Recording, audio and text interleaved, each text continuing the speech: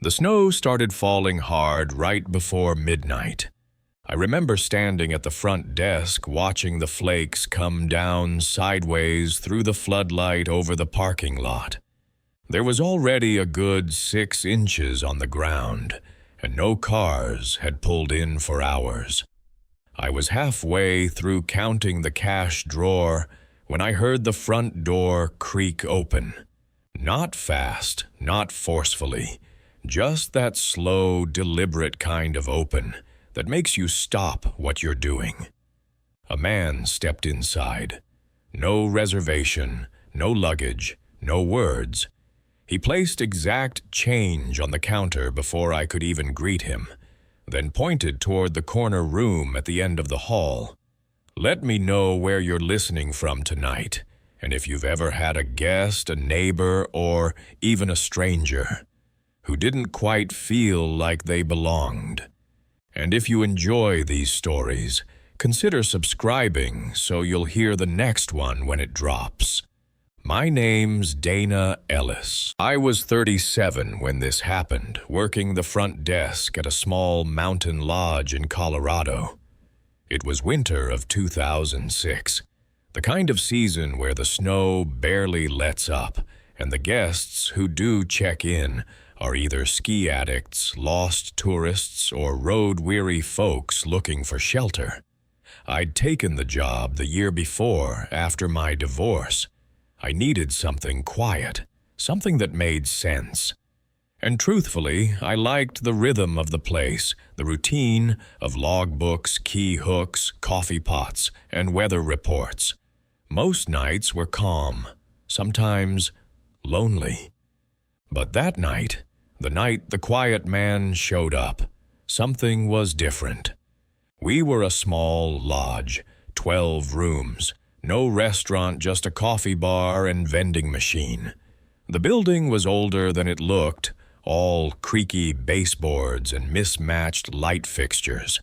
It sat about 3 miles off the main highway, up one of those winding service roads that doesn't get plowed until the storm's already passed. I always told late check-ins to call ahead so I could give them the gate code, but that night no one called. Just that slow creak of the lobby door opening around 11:48 p.m. He didn't speak at first, just stepped inside, stomped the snow off his boots, and approached the desk like he'd done it before. I glanced up, expecting to say something polite, but he was already placing cash on the counter. $74, exactly the rate for one night. No tip, no card. Just a soft voice that said, "Corner room." He wasn't dressed like most guests. No ski gear, no duffel bag, no overnight pack. Just a dark coat with the collar turned up, gloves that looked worn through the fingertips, and those heavy boots, the kind you'd expect on someone who worked outside, not someone on vacation. I hesitated before handing over the key to room 112. It wasn't that I felt threatened. He wasn't aggressive or even strange, really. Just quiet, like he didn't belong to the scene he'd stepped into. There was no reservation under any name, and when I asked if he wanted me to jot one down for the record, he gave a quick shake of his head and said, "Just tonight." The wind had picked up by then. I could hear it rattling the glass near the vending alcove. I handed him the key, a real one, not a card attached to a brass tag the size of a thumb, and pointed him down the hallway. He walked slowly, didn't look around, didn't ask for Wi-Fi or towels or anything at all. Room 112 sat at the far end of the building facing the tree line. It was the most isolated room we had. Most guests avoided it unless everything else was full. The heat was finicky back there. I made a note to have Len check the radiator in the morning. Len Turner was our overnight maintenance guy, worked the back office and lived in the basement unit next to the laundry. He was already on shift that night, sipping his usual thermos of peppermint tea, when I went back to tell him about the walk-in. "Guy didn't give a name," I said. "Paid cash. Asked for the corner room." Len didn't seem concerned, just raised an eyebrow and muttered, "Storm brings out all kinds." He went back to cleaning the lint traps. I finished my paperwork around 1:30 and decided to stay a little longer before heading down to my quarters. We had a sofa in the lobby near the fireplace, and I often sat there with a book when the front desk was quiet. That night, I couldn't focus. I kept glancing down the hallway toward room 112. Something about the way he'd walked silent steady, like he already knew the layout, was sitting heavy in my mind. Around 2:15, the front door rattled hard in its frame. The wind had shifted. Snow was blowing sideways now, and the outdoor lights flickered. I stepped outside for just a moment to check the ice buildup. That's when I noticed it. There were no tire tracks. I walked along the edge of the lot, crunching snow beneath my boots, looking for even the faintest sign of how he'd arrived. But the snow was clean untouched from earlier that evening when I shoveled a path from the curb to the entrance. No footprints leading up from the road. No sign of a vehicle, just that single set of boot prints from the doorway, leading away from the lodge and into the woods. Back inside, I radioed Len. Asked him if he'd seen the man come in or noticed any vehicle earlier. He hadn't. Probably parked off the shoulder, Len guessed. Maybe ditched his car near the bend. Maybe. But I couldn't shake the feeling that something was wrong. Around 3:00, I decided to do a walkthrough. I carried the clipboard with my checklist and headed down the hallway. Every door was silent. No TVs playing, no showers running. Just the quiet hum of the baseboard heaters and the faint buzz of the exit sign near room 112. I stopped there for a moment, listened. No movement. No light under the door. I knocked once, gently, no answer. Technically, I wasn't supposed to bother guests unless they'd requested something, but my hand hovered over the doorknob longer than it should have. I told myself I'd leave a note under the door, just a courtesy check-in. But when I looked down, the key was still in the lock, hanging there, untouched. I backed away. Something about it unsettled me. I returned to the front desk and made a note on the log. Guest left key in door. No response. The next morning the sun was bright, but the snow was thick enough to keep us half closed. The phone rang only twice, both cancellations. Around 8 a.m., I brewed fresh coffee and sent Len down to check the boilers. By 8:30, I realized room 112 hadn't checked out. I walked down the hallway again, this time knocking a little louder. No answer. I used the master key to enter. The room was exactly as I'd left it the night before. Bed untouched, no signs of use. No bag, no coat, no guest. Just a single wet footprint on the carpet near the radiator, and the room key back on the nightstand. I never saw him leave. We checked the security footage, but the snow had knocked the feed offline just after midnight. The man had entered a locked building, stayed in a locked room, and left no trace of how or when he departed. Len asked me later if I thought maybe I'd imagined the whole thing, but I didn't. I still have the logbook from that night. His payment was there in the drawer.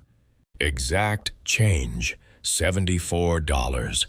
And on the brass key tag for room 112, there's a faint fingerprint in the shape of a swirl, like the edge of a thumb pressing down for just a second too long. I don't usually talk about this.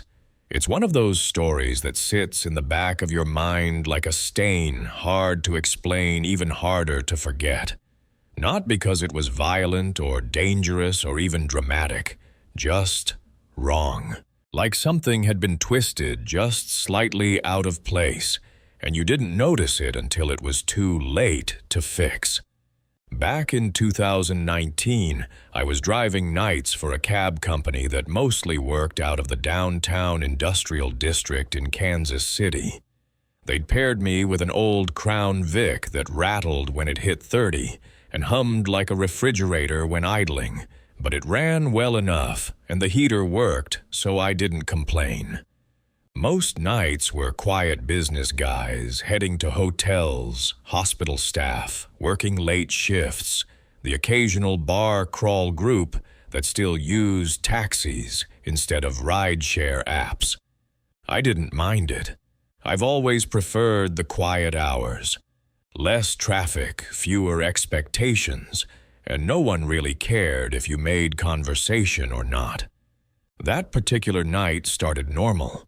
Cold, clear, and dry, maybe 38 degrees and falling. The dispatcher had given me a long lull after my first fare, so I parked under the overpass on 18th and picked up a sandwich from the 24-hour gas station nearby. Around 2:10 a.m., I got pinged for a pickup near the old freight yard. Not a usual spot for calls, mostly warehouses and loading bays, half of them shuttered for years, but I didn't think much of it. Sometimes workers used the back lot as a meet-up spot when their shifts changed. I pulled up to the address, a fenced gravel lot behind a corrugated metal building with faded signage and busted floodlights. The man was already there, standing under the only working light near the corner of the building. He didn't wave me down or step forward, just stood perfectly still like he'd been waiting a long time. Tall, pale-skinned, maybe early 40s, wearing a plain jacket and jeans.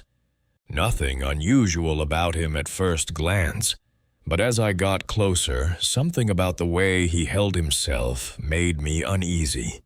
He didn't shift his weight, didn't look around, didn't even glance at the car when I stopped. I rolled down the passenger window halfway and called out, "You waiting on a cab?"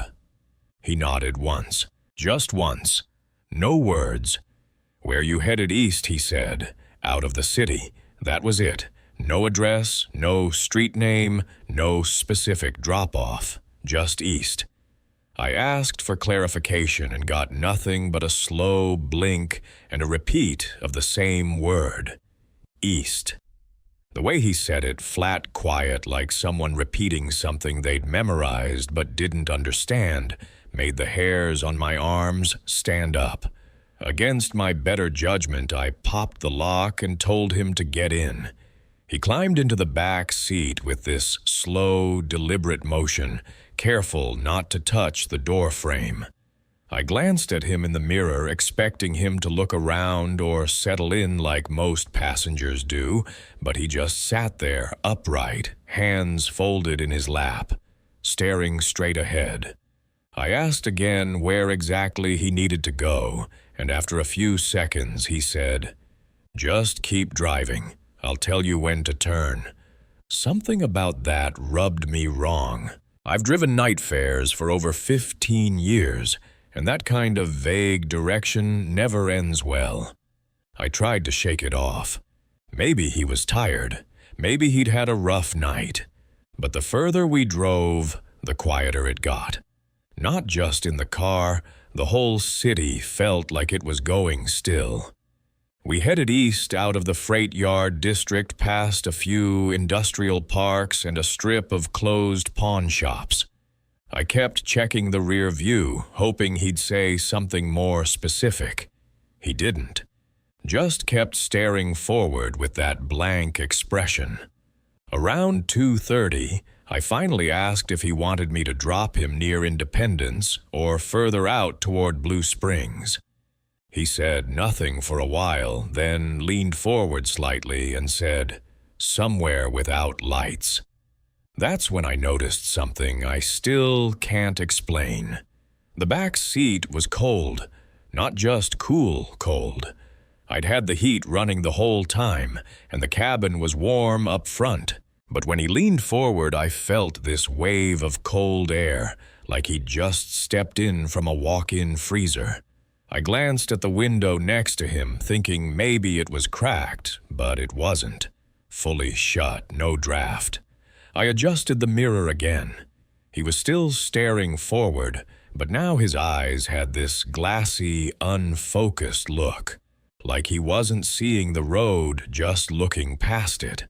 I was about 2 seconds from pulling into the nearest gas station and asking him to clarify his drop-off when he suddenly said, "Turn left here." The road was narrow, poorly lit, and curved sharply around the back of a closed landscaping supply yard. I hesitated, but turned anyway. We ended up on a 2-lane road I didn't recognize. No signage, no lane markings, no lights. Just empty, dark, broken occasionally by tree shadows and distant fences. I slowed down to ask again where we were going, but when I turned to look at him directly, the seat was empty. I hit the brakes so hard I nearly swerved into the ditch. The car stopped dead in the road. I turned on the cabin lights. Nothing. The back seat was completely empty. Door shut. No sound. I hadn't heard it open or close, hadn't felt movement, just gone. I got out of the car with the flashlight I kept in the glove box, thinking maybe he'd slipped out somehow. Checked both sides of the road, gravel, brush, chain link. No sign of him. No footsteps. No movement. Just my own tire tracks in the shoulder and the faint hum of the engine. I drove straight to the nearest gas station. I don't even remember how I got there. My hands were shaking when I stepped inside. The clerk looked up and asked if I was okay. I tried to explain, but nothing I said made much sense. I just kept saying that someone had vanished out of my car. The clerk asked if I wanted him to call someone. I said no. I didn't want to explain this to the police, didn't want to file a report about something that didn't make sense. Back in the car, I checked the dispatch log. The pickup address was still there, an exact timestamp, the location near the freight yard. But when I called in to ask about the call itself, the dispatcher was confused, said they hadn't sent anything from that address all night. No fare, no ticket, nothing in the queue. I drove home as soon as the shift ended, and I didn't sleep. Just sat on the edge of my bed, going over every detail. That pale man, the cold seat, the quiet voice. I kept telling myself there had to be a logical explanation. Maybe he slipped out quietly. Maybe I missed the sound. But I still can't explain how the fare showed up in the log, but not in dispatch records, or why the seatbelt in the back was still clipped even after he was gone. 2 weeks later, I passed that same freight yard during the day. I pulled into the gravel lot where I'd first picked him up. The light fixture he'd been standing under, the only one that was working that night, was shattered, rusted through. According to the property manager, the power to that side of the lot hadn't been active since 2016. He said no one should have been out there. Not at night, not ever. I grew up in one of those neighborhoods where the streets all end in cul-de-sacs, and the street lights hum louder than the crickets. Quiet, safe, predictable, the kind of place where you know who drives what just by the sound of the engine. I used to think nothing truly weird could happen there, not in our part of town. But one summer night when I was 16, something parked outside our house and waited. And whatever it was, I still don't think it had come for any of us, at least not at first. Back in 2004, I lived with my parents in a 2-story house on Juniper Circle. The neighborhood was a pretty standard slice of suburban Colorado postage stamp lawns, basketball hoops over the garage, the occasional trimmed hedge shaped into an eagle, or something equally unnecessary. I was on summer break, stuck in that teenage limbo where you stay up too late doing nothing and sleep through the morning heat. My dad was a mechanical engineer, usually out the door by 7, and my mom taught music part-time at the elementary school across town. Most evenings it was just me and the TV until someone yelled for dinner. It started with a sound. That's how a lot of these things begin, isn't it? You don't realize anything's wrong at first, just that something is different. I was up late that night, maybe around 12:45, watching reruns in the den with the lights dimmed low. I remember hearing an engine outside, not loud, not revving, just idling. A steady hum that came in through the vents and stuck in the air like a mosquito you couldn't find. I muted the TV and listened for a few seconds. It was coming from the street out front. I figured maybe someone's car had broken down or a neighbor had a late visitor. But when I peeked through the front blinds, there was no movement. Just a van, parked halfway under the street lamp. I couldn't see the make or model. It was one of those older vans with no rear windows and a faded white paint job that made it look beige under the sodium light. The kind with a sliding door and steel panels that could have been used for plumbing or catering or anything, really. There weren't any logos, no decals, nothing but dust and a long scrape along the driver's side. It didn't move. No one got out. No lights turned on inside. It just sat there, engine running. I thought maybe it was a delivery guy on a call or someone waiting for a friend.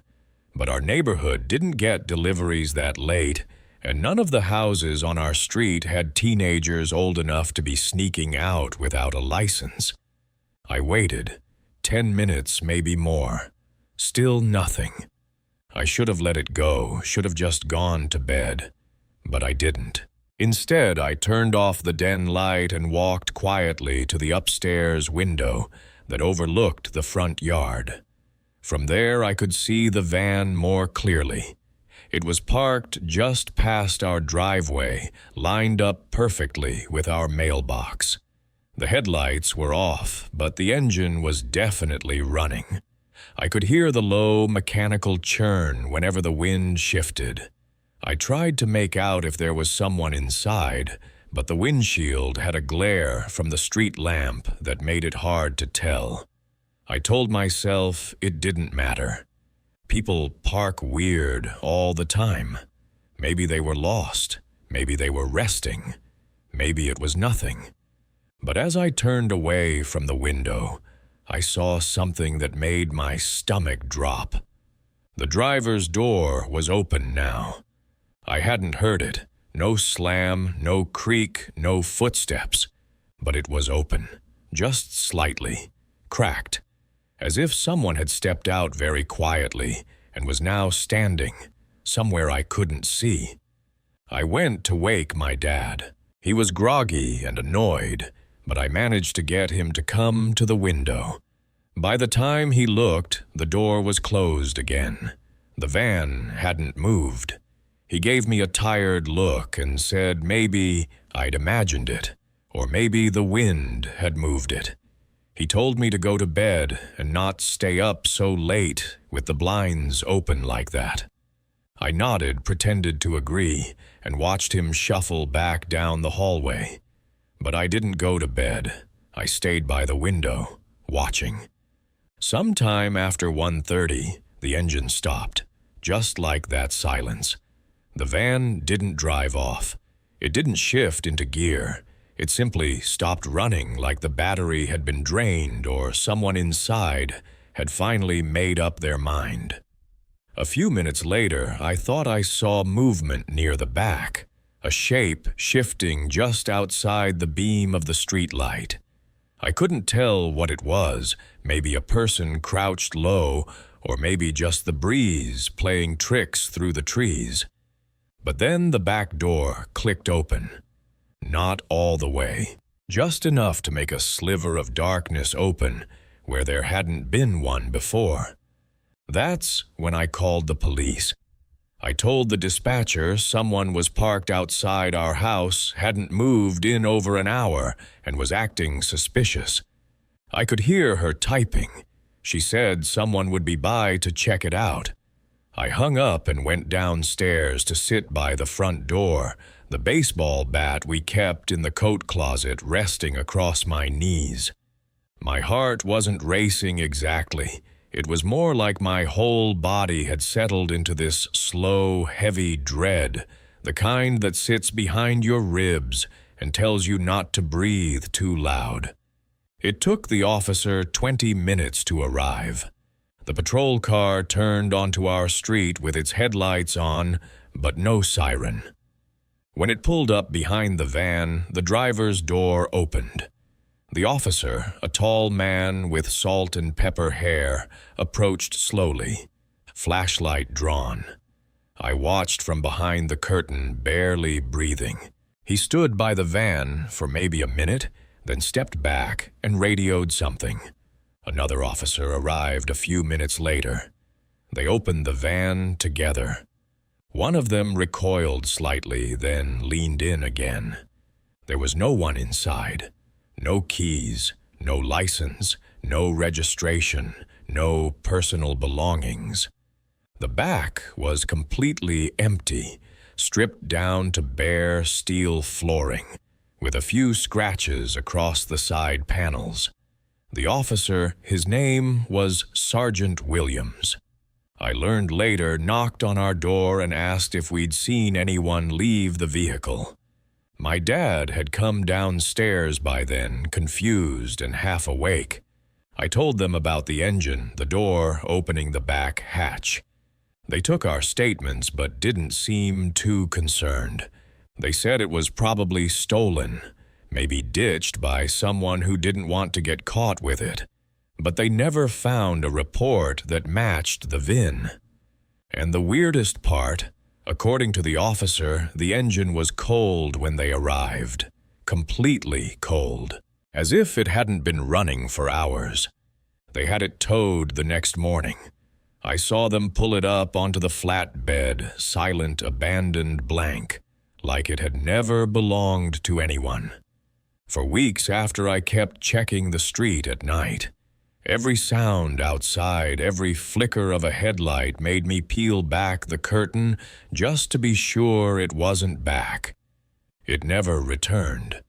But every so often when I pass a mailbox near the edge of a cul-de-sac, I still think about how that van had stopped in front of ours, perfectly aligned and waited, and how, whatever it had come for, it didn't get it that night. I don't usually talk about that trip. Ashley still calls it the Bible cookie weekend, like it was some weird little vacation mishap. But there were moments, real moments, where we both thought we weren't going to make it home. It's not the kind of thing you bring up casually, especially when you still don't know how many people were in that house, or how long they'd been watching you. We booked it as a last-minute getaway. Ashley found the cabin listing on a website that looked like Airbnb, but with more rustic options, fewer reviews, fewer filters. It was late October, and we were hoping to see some fall colors in the Smokies. I'd just wrapped a brutal freelance project, and she was between contracts, so we figured we'd unplug for a long weekend. The photos showed a cute log cabin surrounded by trees, a little fire pit out back, and a porch swing with a view of the hills. The host was an older couple, according to the bio, and they left a long message after we booked something about being delighted to share the blessings of our land.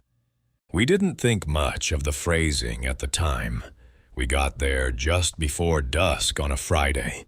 The drive had taken longer than expected, narrow roads, no cell signal, and the kind of GPS lag that makes you miss every turn twice. When we finally pulled up, the main house was bigger than I expected. White vinyl siding, big windows, neatly trimmed grass.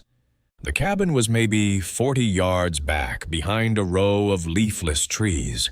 Someone had raked a path through the leaves. It looked too clean, like it had been prepared the hour before we got there. The couple came out to greet us both, smiling, both overly warm. The man wore a beige cardigan with elbow patches, and the woman handed Ashley a Tupperware container before we even unlocked the car doors. Inside were 4 cookies and a note card with a Bible verse handwritten in cursive. I remember it exactly because the penmanship looked like it belonged in a church bulletin. Be not forgetful to entertain strangers, for thereby some have entertained angels unawares. Hebrews 13, chapter 2. They told us to enjoy the peace and quiet, said there were deer in the woods and a hot plate in the cabin. When I asked about the Wi-Fi, the woman laughed like I'd told a joke and said, "We like guests to be truly present." Then she touched my arm just for a second, just enough to feel deliberate, and they both walked back to the house without another word. The inside of the cabin was simple but clean. Wood paneling a double bed with a red quilt, a little kitchenette, with a hot plate, like they said. There was no fridge, just a small cooler with a note telling us to use the ice from the blue bucket out back. The bathroom was the only odd thing. The shower curtain was drawn tight, and when I pulled it back, I found a little wooden cross hanging from a suction cup on the tile. It felt more decorative than threatening at the time. That night was quiet. Too quiet. No traffic sounds, no birds, not even the wind. Ashley and I sat on the porch swing for a while, just listening to the stillness. We didn't eat the cookies. They looked fine, but something about that note turned both our stomachs. Instead, we made instant noodles and fell asleep by 10. Sometime after midnight, I woke up to a crunching sound outside, like footsteps in dry leaves. I sat up slowly and looked toward the window. There was no curtain, just open glass facing the woods. I didn't see anything, but I also didn't move for a good 5 minutes. Ashley was still asleep, breathing slow and steady.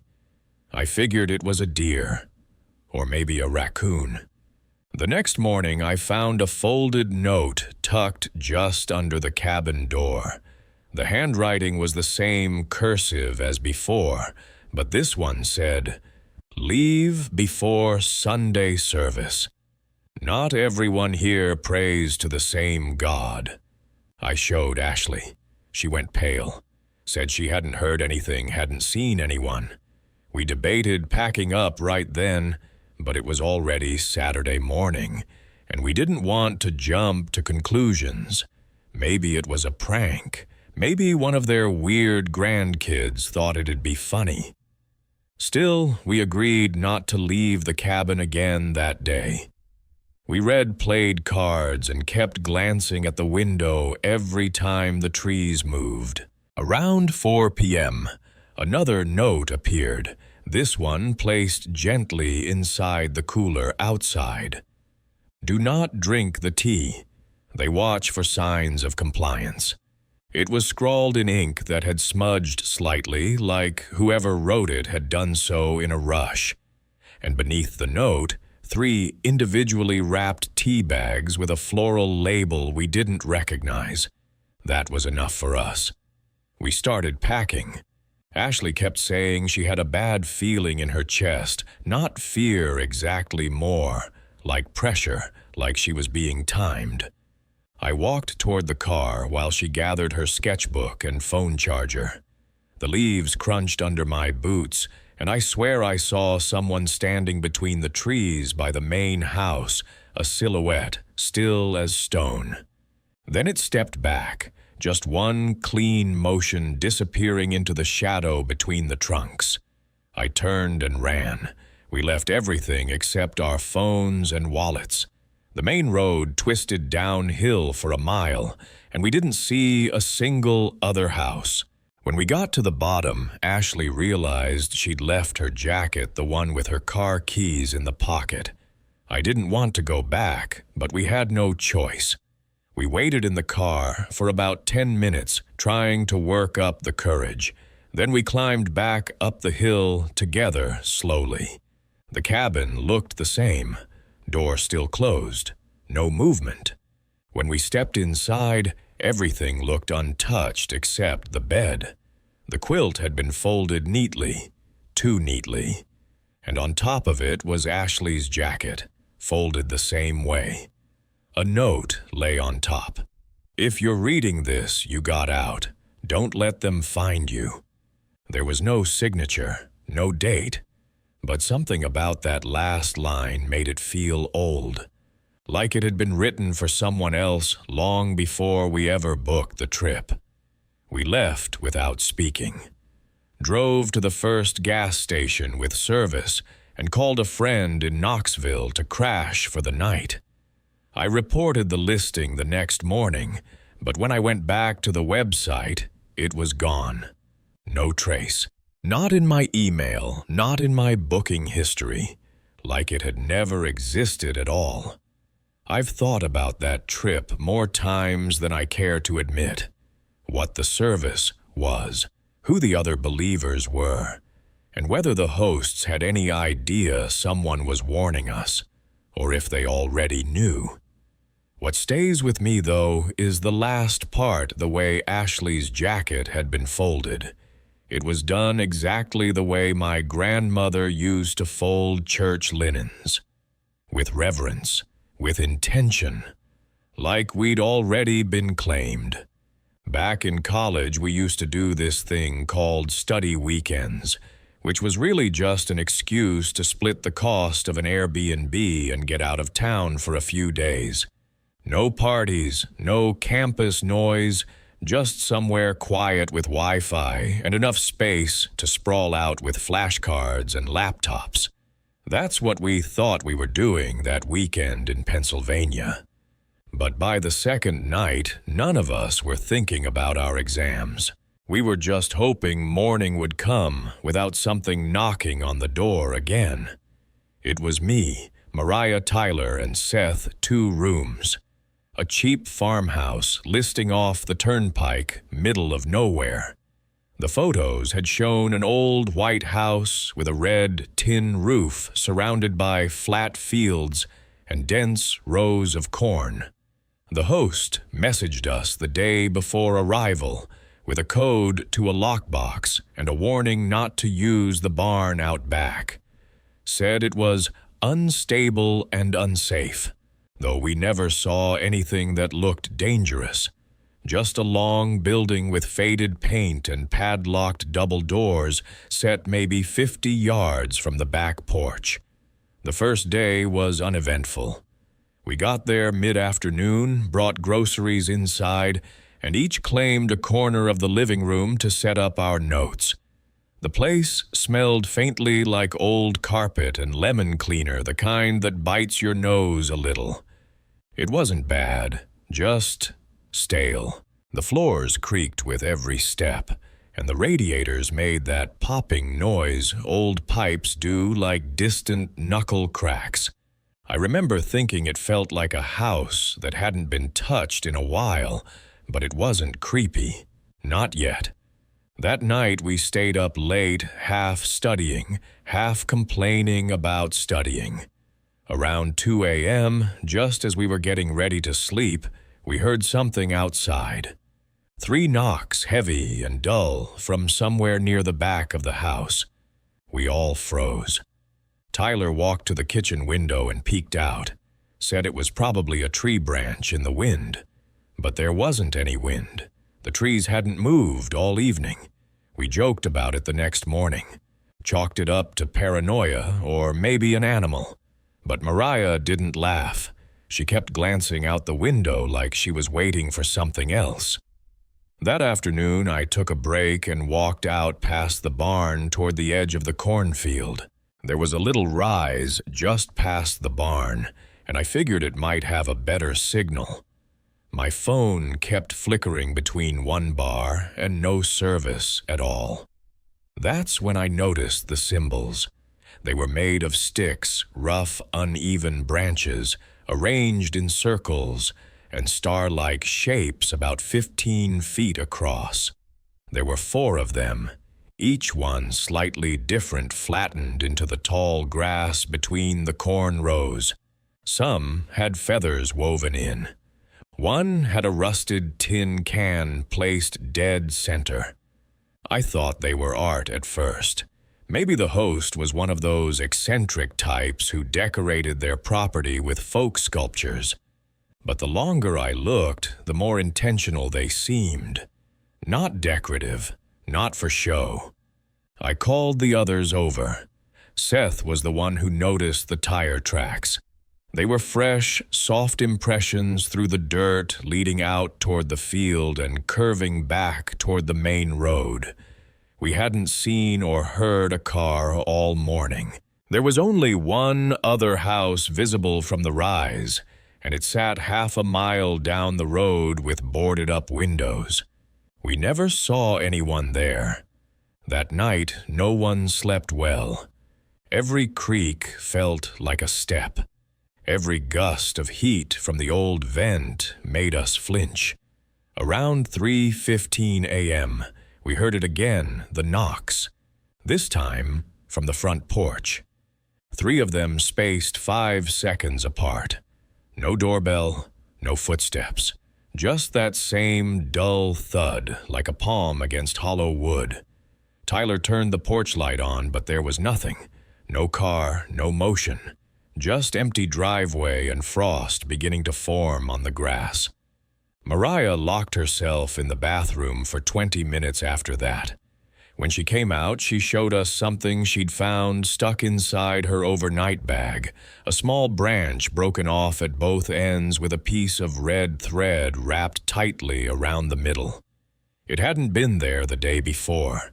It looked just like the sticks used in the symbols. She wanted to leave. Honestly, we all did. But it was nearly 4 a.m., and none of us felt like driving through unfamiliar back roads in the dark. We waited until sunrise. As soon as the sky turned gray-blue, we packed our things and headed for the car. I was the last one out.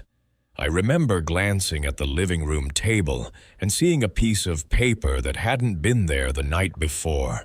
Just a single word, handwritten in smudged pencil, witness. We didn't talk much during the drive back. No one wanted to admit how scared they'd been. When I checked the listing a few weeks later, it was gone. Not just deactivated, completely scrubbed. No record in my inbox. No receipt in my account, like it had never been there at all. Sometimes I wonder what would have happened if we'd stayed one more night, if we hadn't seen those symbols, or if Mariah hadn't found that stick in her bag. But mostly I wonder about the barn. We never opened it, never got close enough to see what was inside. I still have dreams about it sometimes, that I'm standing in front of it with the key in my hand, and I can hear something breathing on the other side. I don't usually rent places in the woods. I grew up in Portland surrounded by traffic and sirens, and I've always liked the kind of noise that never really stops. But in the fall of 2019, I decided my son Evan and I needed a few quiet days together, away from screens and school. and the constant hum of city life. That's how I ended up booking a little cabin outside Missoula, Montana, 2 bedrooms advertised as serene and secluded. It looked simple in the photos, just wood siding, a stone chimney, and a porch swing. At the time, that sounded perfect. We drove up on a Friday afternoon. The road narrowed as we got closer, winding through pine forest that seemed to close in on both sides. The cabin sat back from the road a ways, with a gravel driveway that ended in a small clearing. There were no other houses visible, not even through the trees, just that one cabin and the dark line of the forest beyond it. The air smelled sharp and clean like sap and wet earth. Evan thought it was great. He said it felt like we had the whole world to ourselves. The cabin itself was what I expected. Rustic but comfortable.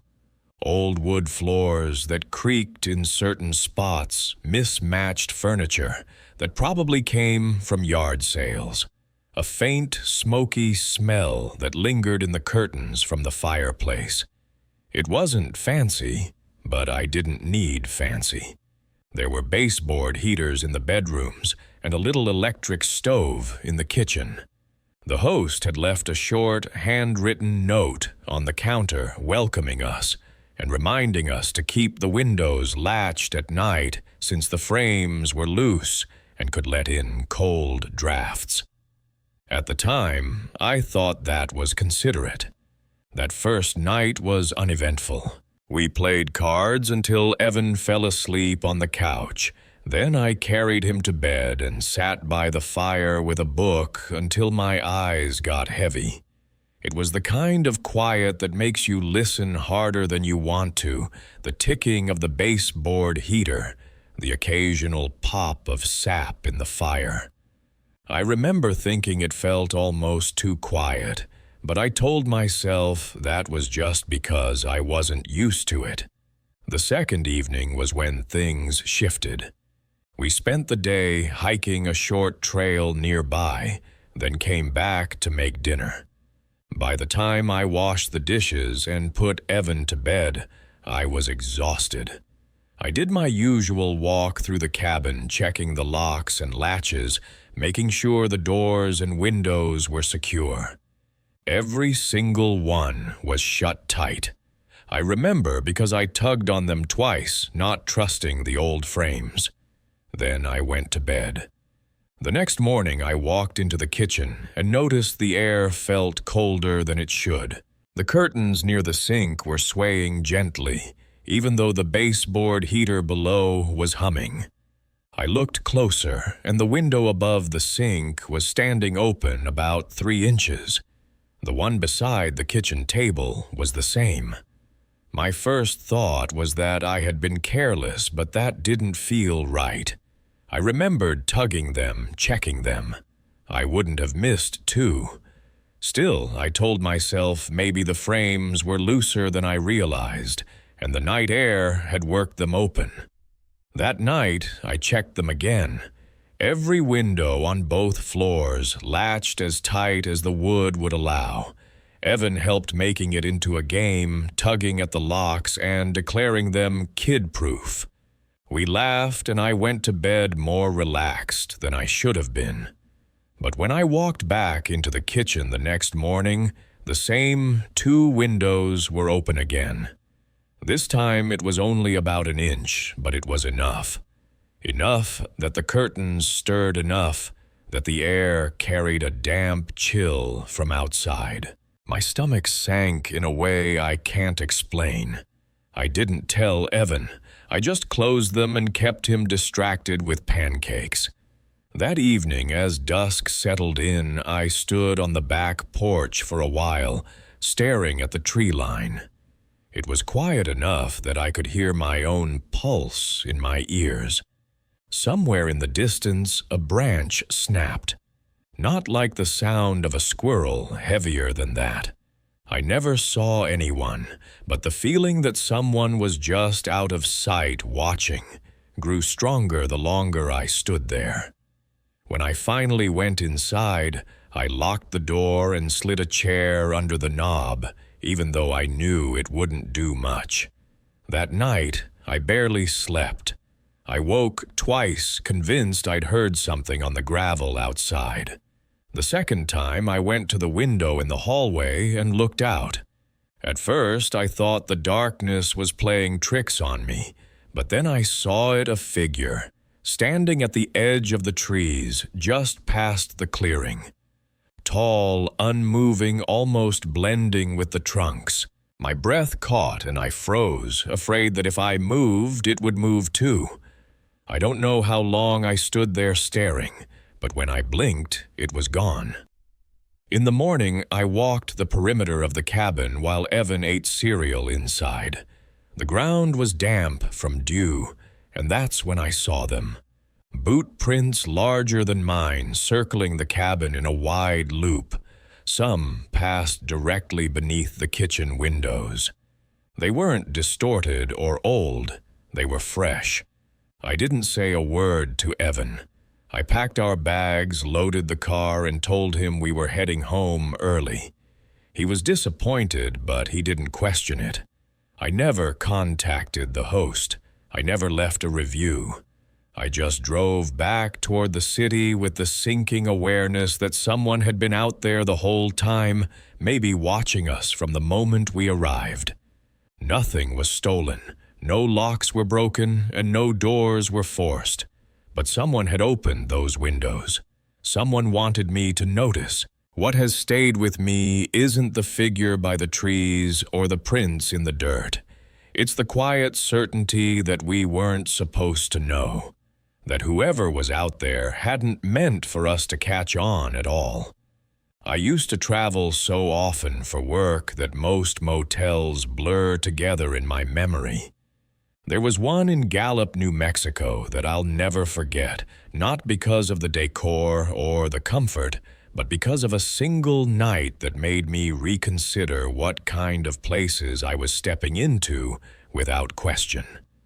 I was 45, then weary from years of airports and rental cars, and all I wanted was a clean bed between site visits. The motel was the kind of two-story roadside place you find all along the interstate. Faded stucco, a broken neon vacancy sign that hummed faintly, and a row of doors opening directly onto the parking lot. The clerk barely looked up when I checked in, sliding a key card across the counter and mumbling something about the ice machine being broken. His indifference struck me, but I was too tired to care. I carried my suitcase down the outdoor walkway, the sound of my shoes echoing against the concrete, even though no one else was around. Inside the room was what you'd expect a patterned bedspread, stiff with starch. A buzzing wall unit that pushed out warm air in spurts, and a thin curtain that didn't quite reach the floor. I kept the light on while I unpacked, and when I finally shut it off, the darkness felt heavier than it should have. The only sound was the occasional groan of plumbing somewhere down the hall, like someone running water at odd hours. I fell asleep quickly, but I woke around 2 in the morning to a sound I couldn't place. It wasn't the heater or the pipes. It was softer, more deliberate, like the scrape of fabric against a wall. At first, I thought it was a neighbor moving around in the next room. I lay there listening and realized it wasn't coming from beside me. It was out in the hallway. Curiosity got the better of me. I slipped on my shoes and opened the door as quietly as I could. The hall light was dim, one of the overhead bulbs flickering just enough to make the shadows shift unnaturally. That's when I saw him, a man standing at the far end of the hall, motionless, facing my direction, but not close enough for me to make out his expression. He didn't move when I opened the door. He didn't move when I stepped halfway out. He only stood there as if waiting for me to acknowledge him. I thought about calling out, but something about the way he held his posture so perfectly still convinced me to stay quiet. I ducked back inside, locked the door, and sat on the edge of the bed listening. After a while, the sound of slow, measured footsteps began to echo down the hall. They passed my door, pausing briefly, then continued until I couldn't hear them anymore. When I looked out again, 20 minutes later, the hall was empty. Still, I barely slept the rest of the night. Every creak and shift of the building made me think of those footsteps, measured and deliberate like someone counting each step. The next morning, I asked the desk clerk if anyone else was staying on my floor. He looked confused and shook his head. "You're the only one we checked in last night," he said. I didn't argue. I just thanked him, carried my bag to the car, and drove away without looking back at the building. What unsettles me isn't the memory of the man himself, but the way he stood there as though he had been expecting me, as though he already knew I would wake and open the door and see him waiting at the end of that hallway. That was the last story I'll share tonight. Thinking back on these accounts, they don't seem connected at first glance. A cabin in the woods, a rental on the coast, a highway motel in the desert, just ordinary places that most people pass through without thought. And yet, each one carried its own quiet unease, something hidden behind the normal surfaces of daily life. What stays with me is how ordinary those settings were. None of them were marked by tragedy or reputation, and none of them carried warnings. They were simply places where something shifted just slightly, out of place, a window left open, a man standing in silence, a voice where no one should have been. I think about how many of us pass through similar spaces every day, how many doors we close behind us without wondering who else might be there waiting or watching.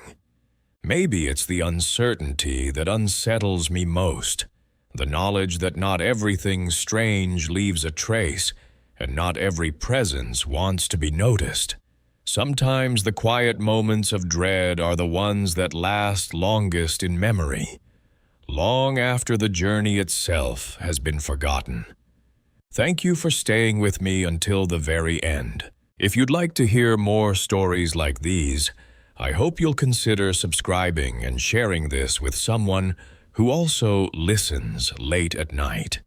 I'd love to know, have you ever stayed somewhere that seemed perfectly ordinary at first, only to leave you with a memory you couldn't explain?